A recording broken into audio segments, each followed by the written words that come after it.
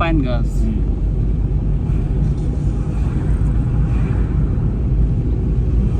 তার মধ্যে পলিউশনের কোনো ফ্যাক্টরি নাই না, কোনো কোম্পানি নাই যে পলিউশনটা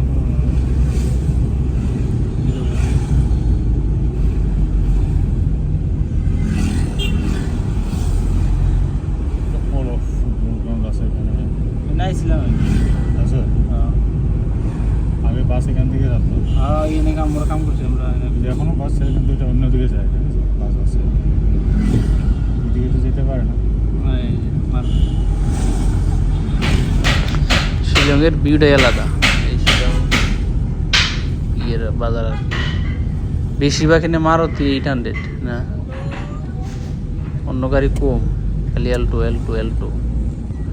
শিলংয়ের বাজারঘাট মানে বরফের এলাকা যেরকম দেওয়া যায় আর কি, অন্য দেশে ওইরকম সিস্টেম, একদম চকচকা রাস্তাঘাট।